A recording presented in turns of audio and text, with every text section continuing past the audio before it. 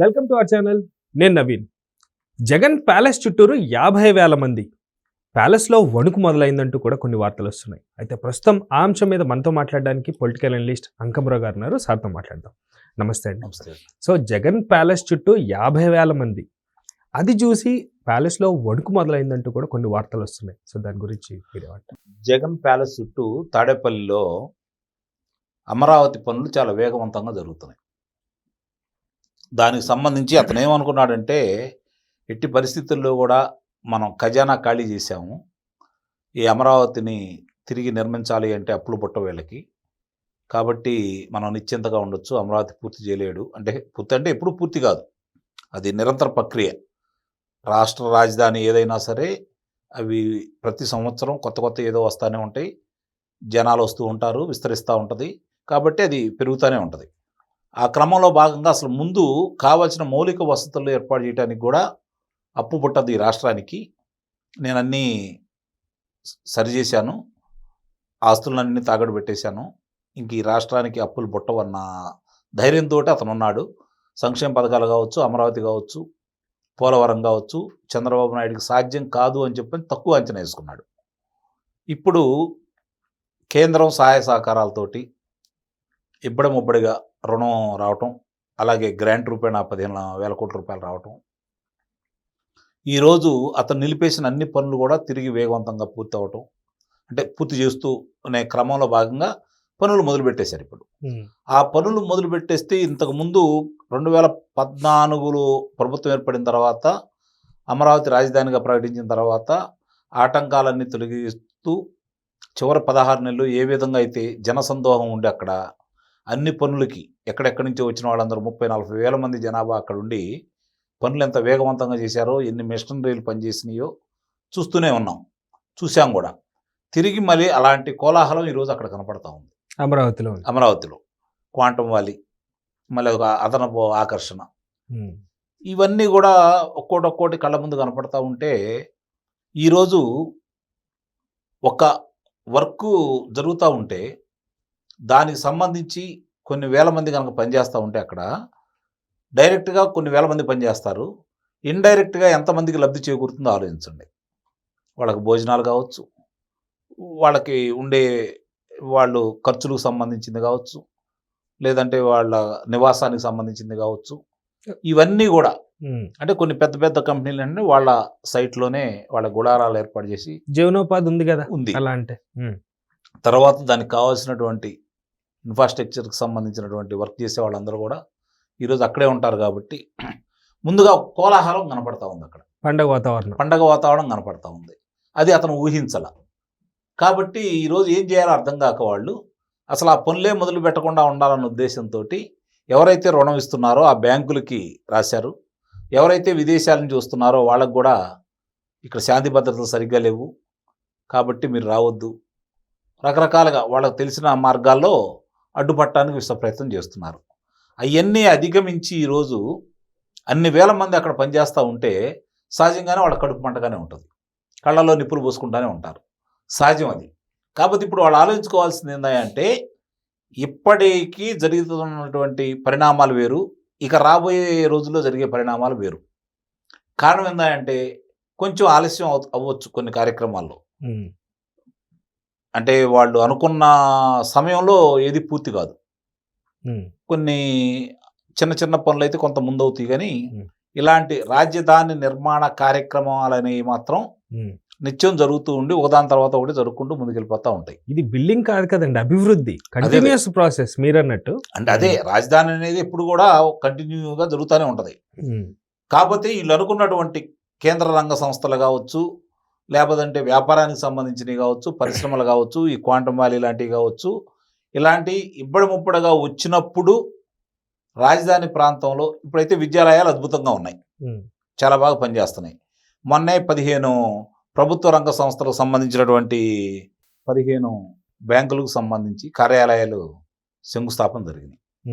అలాగే 3 బీమా సంస్థలకు కూడా శంకుస్థాపన జరిగినాయి. ఇంకా కేంద్రం నుంచి రావాల్సినవి ఉన్నాయి.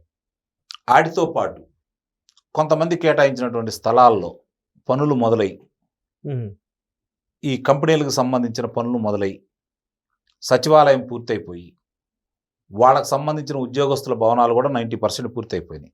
అవి కూడా పూర్తి చేసి వాళ్ళకి హ్యాండ్ ఓవర్ చేసేస్తే, అలాగే శాసనసభ్యులు కావచ్చు, మంత్రులు కావచ్చు, న్యాయమూర్తులు కావచ్చు, వాళ్ళందరికీ కూడా పూర్తి చేసి ఉంటే అక్కడే ఉంటారు కదా అందరూ. కలకలాడుతూ ఉంటుంది, వెళ్తూ వస్తూ రాకపోకలు నడుస్తాయంటారు. ఇప్పుడు రాకపోకలు నడుస్తాయి. దాంతోపాటు ఈ రహదారుల గురించి కూడా చాలా విచిత్రాలు మాట్లాడుకుంటా ఉన్నారు.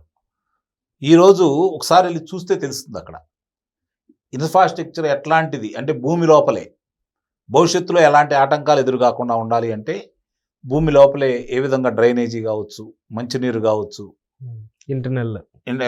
ఇంటర్నెట్కి సంబంధించినటువంటి వైర్లు కావచ్చు, లేదంటే టెలిఫోన్కి సంబంధించింది కావచ్చు, కేబుల్కి సంబంధించింది కావచ్చు, విద్యుత్ కావచ్చు, ఇవన్నీ కూడా అండర్ గ్రౌండ్లోనే ఏర్పాటు చేసేటప్పుడు అవి ఎంత లోతుగా ఇవి పెట్టాలి, భవిష్యత్తులో ఇబ్బంది రాకుండా, మరి దానికి ఏ విధమైనటువంటి గట్టిగా ఉండటం కోసం ఏ విధమైనటువంటి మామూలు పైపులు వాడాలి, టెక్నాలజీని ఏ విధంగా ఉపయోగించాలి, ఇవన్నీ అక్కడికి వెళ్ళి చూస్తే తెలుస్తుంది.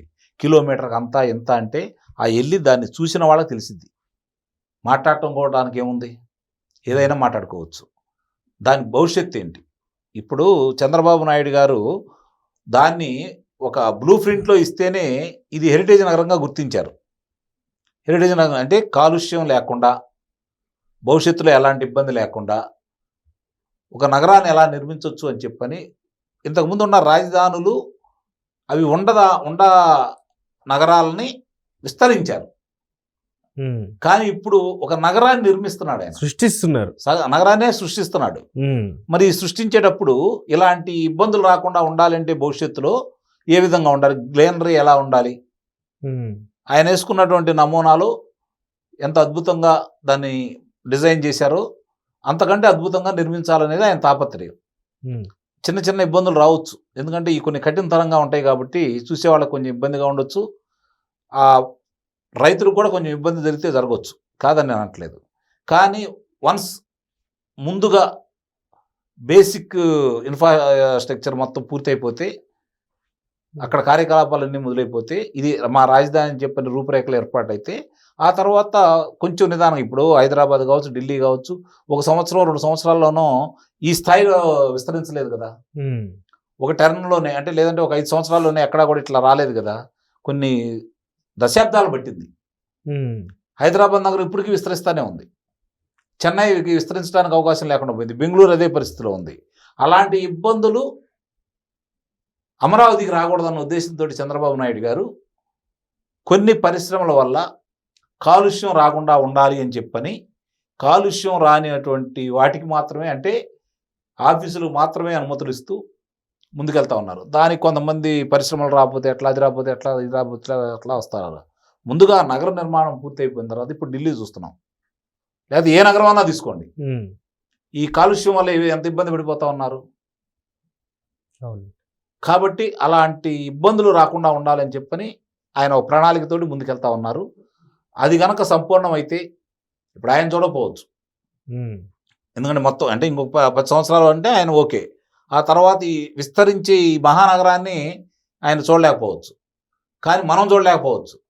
కానీ మన పిల్లలు, వాళ్ళ పిల్లలు కూడా జీవితాంతం గుర్తుపెట్టుకునే విధంగా రేపొద్దున జీవితం గుర్తుపెట్టుకోండి, ఈ నగరంలో మనకి ఇల్లు ఎందుకు లేదురా అని చెప్పని బాధపడే ఆలోచన వస్తుంది ప్రతి మానవుడికి కూడా. ఆంధ్ర రాష్ట్రంలో మనకు కూడా ఒక ఇల్లుంటే బాగుండొచ్చు కదా, మనం కూడా ఇంత ప్రశాంతంగా ఆక్సిజన్ పీల్చుకుంటూ కాలుష్యం లేకుండా మనం కూడా జీవించవచ్చు కదా అనే ఆలోచనకు వస్తారు. అంత గొప్పగా తీర్చిదిద్దబోతున్నాడు చంద్రబాబు నాయుడు. ఇవన్నీ చూసినాకనండి ఇప్పుడు ఆ వణుకు మొదలైంది నిస్సందేహంగా.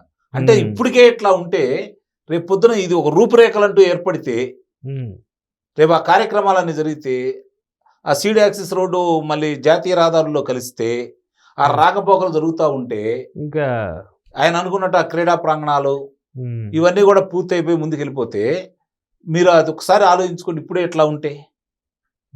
అంటే ఇవన్నీ కూడా ఒక రోజులోనో, ఒక సంవత్సరంలోనో, ఒక 5 సంవత్సరాల్లోనో పూర్తయితే కావు. కొన్ని అవుతాయి, కొన్ని వరకు అవుతాయి. ఇప్పుడు రేపు పొద్దున్న నేను చెప్పినట్లు ఈ అధికారుల భవనాలు కావచ్చు, న్యాయమూర్తుల భవనాలు కావచ్చు, ఎమర్జెన్సీ శాసనసభ్యులకు సంబంధించింది కావచ్చు, ఇవన్నీ కూడా రేపు పొద్దున వాళ్ళు అక్కడే ఉంటే, అన్ని వేల మంది అక్కడ ఉంటే దాంతోపాటు రేపొద్దున ఇంకా వాళ్ళకి కావాల్సినవి ఉంటాయి కదా. ఒక న్యాయమూర్తికి ఎంతమంది ఉంటారు? అటెండర్ ఉంటాడు, డ్రైవర్ ఉంటాడు, వంట వాళ్ళు ఉంటారు. ఇలాంటి వాళ్ళందరూ కూడా అక్కడే ఉండాలి కదా. కాబట్టి దానికి వచ్చే ఆదాయం ఎలా ఉంటుందని చెప్పి ఒకసారి ఊహించుకోండి. రాష్ట్రానికి రేపొద్దున ఇప్పుడు కడుతున్నారు, అద్దెలు కడుతున్నారు కదా. విజయవాడలో కడుతున్నారు, గుంటూరులో కడుతున్నారు, మంగళగిరి పరిసర ప్రాంతాల్లో కడతానే ఉన్నారు. రేపొద్దున ఇవన్నీ కూడా అక్కడే పనులు జరుగుతూ ఉంటే ఆయన ఇప్పుడు కృష్ణానది మీద 3 వంతెనల నిర్మాణాన్ని మొదలు పెట్టాలనుకున్నారు. రేపు ఆ కనెక్టివిటీ వచ్చిందనుకోండి, నాకు తెలిసి విజయవాడ, గుంటూరు, అమరావతి, తెనాలి, ఇటు నందిగామ వరకు ఈ మహానగరం విస్తరించిద్దని అయితే నేను భావిస్తున్నాను. అప్పుడు ఇంత పరిధిలో కనుక రేపు ఈ మహానగరం ఏర్పాటైపోతే చూడండి పరిస్థితి ఎలా ఉంటుందో. అప్పుడు ఇంకా ఏమైపోతారు. ఆ పార్టీకి మనుగడ అనేది కష్టం నాకు తెలిసినంత వరకు. అందుట్లో అనుమానమే లేదు. ఎందుకంటే వీళ్ళు ఇలా చేసుకుంటూ వెళ్తే ఇంకా ఆ పార్టీ గురించి, ఎందుకంటే వాళ్ళు ఇప్పుడు కూడా ఇంకా రఫా మేము నరుగుతాం, చంపుతాం అని చెప్పని అంటున్నారు తప్ప, వస్తే చంద్రబాబు నాయుడు గారి కంటే గొప్పగా అభివృద్ధి చేస్తామని చెప్పట్లేదు. అంటే చంపుతా అంటే ఇప్పుడు అభివృద్ధిని చంపడం అంటారా మీరు? నిస్సందేహంగా మనుషుల్ని చంపుతా ఉన్నారు, అభివృద్ధిని చంపేస్తా ఉన్నారు. మరి 5 సంవత్సరాల అభివృద్ధిని ఏ విధంగా అయితే చంపేశారో ఇప్పుడు కూడా అలానే చంపేయాలని చెప్పి కోరుకుంటున్నారు వాళ్ళు.